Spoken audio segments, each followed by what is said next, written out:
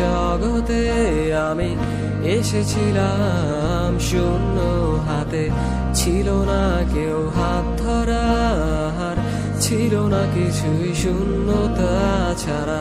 শূন্যের এই জগতে আমি এসেছিলাম শূন্য হাতে, ছিল না কেউ হাত ধরার, ছিল না কিছুই শূন্যতা ছাড়া।